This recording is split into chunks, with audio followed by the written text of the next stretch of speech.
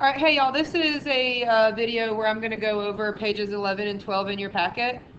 As you can see, I've already got a lot of this stuff filled out on page 11. And your goal is to make sure that you've got everything copied correctly and that you've got the equation written appropriately here. We're going to talk about plugging in and simplifying for some problems versus in C where I give you the total. You're actually going to be dropping your line and solving. So one thing I just want to point out in number 2, we're taking right here the 5 and we're plugging it in for the number of days, which now means we have a numerical expression and we're going to simplify using PEMDAS. In part C, when you're told that the family's been charged $150 right here, now you've been given the total and you're going to work to solve for the number of days that they went camping, okay? So in this situation, it's $20 for each day that you stay camping. It's $30 just to rent the space. And we can see that if you went camping for 5 days, it would cost $130 for Sam's family. And if they spent $150 camping, they must have been camping for 6 days. Now for the next problem, number 3, the taxi problem, you might have in your equation had a 1.50 for $1.50. And you might have also had a 2.00 for $2 as the flat fee. You also might have said it's a $2 flat fee plus $1.50 per mile. And I'm just going to say we want it like this simply because of the rule where the constant always comes last. We have not yet given you guys a reason why the constant comes last. That's something that we're going to be doing in our functions unit when we're graphing on the coordinate plane. So for right now, it's just kind of a grammar rule that says the constant's always going to be written last. Now for part B, if you've ridden for 18 miles, we're going to take the $1.50 for 18 miles, and we're going to add the $2 flat fee. This right here, I'm going to show you guys, you can just do off to the side, sorry, let me erase that. You can just do 18 times 1, and that's 18. Then you can do 18 times 0.5, which is 9, and then put them together. So this is going to be $27 for the front part, and then plus the $2, so this is going to be $29 to ride for 18 miles. Now if your family, or if you've been charged $12.50, we've now been given the total, and we know that it equals $1.50 per mile plus $2. So we're going to get rid of the $2 flat fee no matter what, and so $10.50. If it's $1.50 per mile, we're going to divide by 1.5 and divide by 1.5. Now it's okay in this unit, folks, if you're using a calculator for this sort of thing. So again, I'll show you guys the 18 times the 1.5. Sorry about that. That's a 27, and then plus the $2 was how I got the 29. And for this one right here, if we do the 1050 and we divide that by 1.5, it's going to be 7 miles. Okay? 7 miles. All right? Now we're on number 4. Number 4 is going to take me a minute to explain to you guys. The answer here is A. And we'll go through that when I am back with you guys tomorrow on Tuesday. We'll go back over that tomorrow. Okay? And now for number 5, once again, you just want to check that you've got the equation written very carefully with the constant last. It's $75 per hour, and somebody's going to come out and charge you just a $50 estimation fee just to come out to the house and take a look at what's going to go on with the painting. So if they're going to be there for 4 hours, once again, you plug that number in and you use PEMDAS to simplify. 4 hours of labor would cost $300 plus the estimation fee, so $350.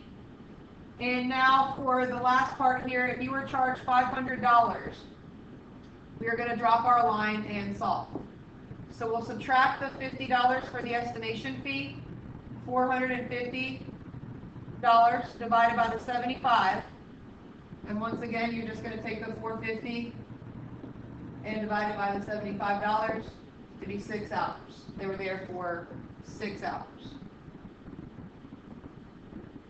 All right, once you're good to go with that, we're taking a look now at page 12. And give me one sec to just switch it on my screen.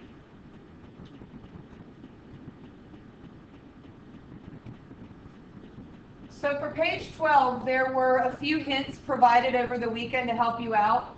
And I would imagine that for number 1, a lot of you wanted to put 5 more than A. And technically, because of the commutative property of addition, you'd be correct. But when do you realize you need more of something? That's my question for you. It's when A is not enough. And now show me 5 more than A. A strategy that I'm going to walk you guys through in this video is called scanning for than. When you scan for than, we see the word than, we're going to box it and underline everything after it. That's going to be written first. Now show me 5 more with the plus 5 afterwards, okay?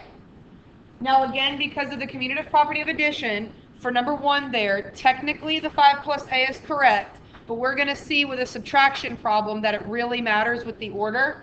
So we're going to get into the habit of scanning for than. Now for number 2, when I scan for than, the word than, I don't see the word than. And 9 times B, we're going to use a coefficient right next to the letter. So I don't want to see 9 times B, and I don't want to see 9 dot B. I want 9B. Now for the next one, number 3, when we scan for than, there's a than. So I box it. 9 times the number B comes first. Now show me 5 more. So it's kind of putting the idea of 1 and 2 together. Okay? For number 4, twice the number R. That one was given in the helpful hints over the weekend. For number 5, B gets squared, so B squared. And now for number 6, we can see, I'm going to show you guys the most common wrong answer here off to the side. People think they see 6 less than twice the number P, but when we scan for than, twice the number P comes first. Now I want to see 6 less than that by subtracting the 6, okay? So we're going to talk about the than problems. Number 6 was 1 so far, number 3 was 1, number 1 was 1. We'll definitely be reviewing that when I get back with you guys tomorrow. All right, so now we're on number 7, and you guys are supposed to be checking your work along the way with me from the weekend, and you're supposed to be updating it and fixing it if you need to with the video. So 25 increased by a number, that's 25 being increased by a number. For this one, it didn't give you a variable, and so I'm just using X. You could have used N or A or B. You could have used any letter you wanted to there. And number 8, I also went ahead and included in the answer key, or the helpful hints, I should say, over the weekend, because I wanted you guys to see that with the quotient, which is answer to division, we're now using this fraction bar. Also, it's whichever comes first from left to right. That's how you can determine which one's the numerator versus the denominator. So I bet some of you would have been tempted to put R over 3. Folks, it would have said the quotient of a number R and 3 if I wanted a number R and 3 to be like that. But since 3 comes first over here, it's 3 over R, and now we're going to increase it by 6. Now this problem's a little bit different than the other ones, because for the first time, we have what it is equal to. So all of the problems so far, we've translated an expression, and now for number 8, our very first equation is on the board. All right, for number 9, 42 is going to get decreased by a number, and that's going to equal 71. So my strategy when you see the is, we're going to circle it away and go ahead and put equals 71.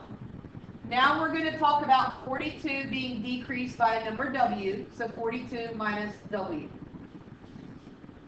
In the next one, we have, once again, an is 11, so I'm going to circle it, and I've got the equation part taken care of.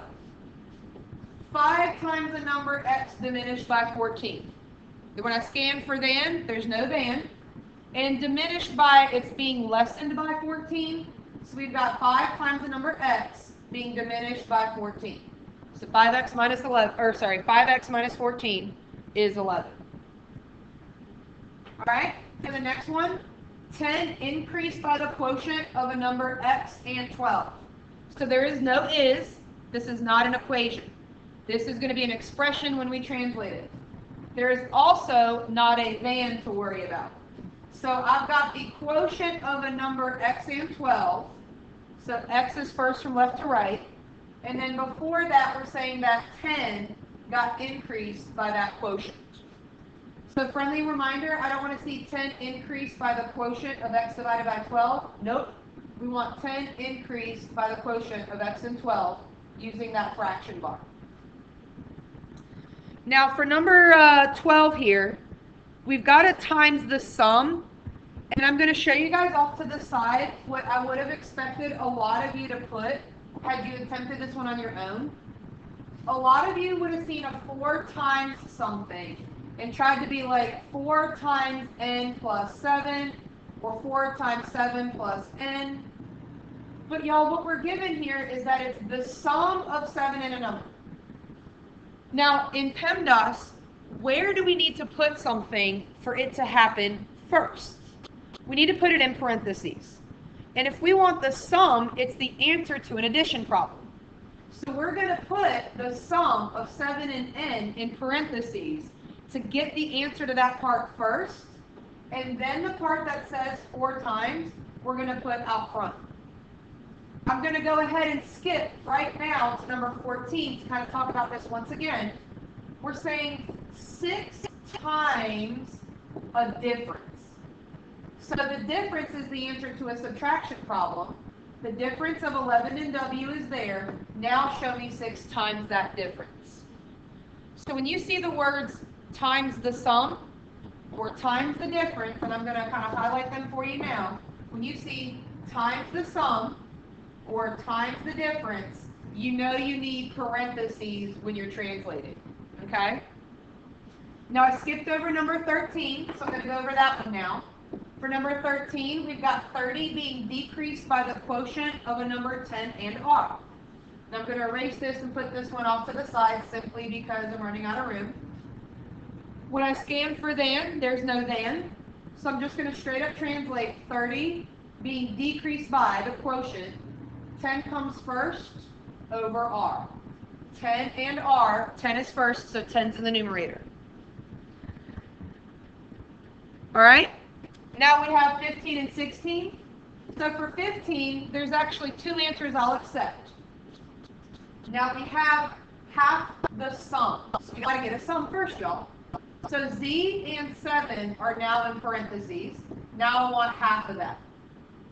What I'll show off to the side is that a lot of you know if you take z plus 7 and divide it by 2, that's the same thing as taking half. So either one of those is an acceptable answer.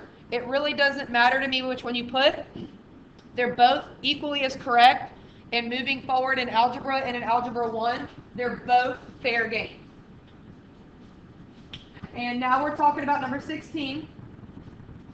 The sum of g and 2. Now that whole thing gets divided by 14. You don't necessarily need parentheses in this one. You could have parentheses kind of like you would right here, but you would not need it because g plus 2 would happen first in the numerator. So now down here, I'm going to keep going with the video and make sure I hit the scan for than problems. First, we've got 4 more than a number r, and we have is 15. So take a look at the fact that I'm going to put is 15. The than that I've boxed, a number r comes first. Now show me 4 more. That is 4 more than r is 15. For the next one, again, I have an is equal to 19. So I'm going to go ahead and take care of that. I do have a than, so twice the number q. Now show me 5 less than that by minusing the 5. So 2q minus 5 equals 19. For the next one, we have an is 56. So is 56. And 7 times the number b, so 7b is 56. All right, 9 is equal to. So here this time, the 9 is equal to comes first. Now when I scan for than, I have a than, so m goes first. Now show me 6 less by subtracting 6. The next one was done for you in the guided key. It's got 11 is the same as, so there it is in purple. We have a than, so we're going to scan for than, a number r comes first. Now show me 5 less than that. This problem is a times the sum problem, so we're going to need parentheses. So the sum of C and 2, now show me 5 times that, and it is 30. 5 parentheses, C plus 2 is 30. The next to last one was also done for you in the helpful hints, and it's color-coded so you can follow along. In red, we have the is 61. In this problem, there was no than when I scanned for than, so we can just translate it as is from left to right. And now for the last one here, we have is equal to 30, so there's the is equal to 30. This is a times the difference problem. So 2 times the difference of 27 and a number, let's see what that number is, I accidentally blocked it, number f. Alright, so the difference of 27 and f, so 27 minus f, and then now show me 2 times that. So 2 times parentheses, 27 minus f equals 30. So at this time, pages 11 and 12 in your packet should be good to go. Over the weekend, you should have already checked and updated pages 9 and 10, which at this point means our Solving Equations packet is done. You guys are going to see a Google form for translating, which is practice on problems like you see right here on 12. That's going to be an in-class thing that I'm going to have you guys do now. And after that, Miss Christopher will make sure you guys know what to do.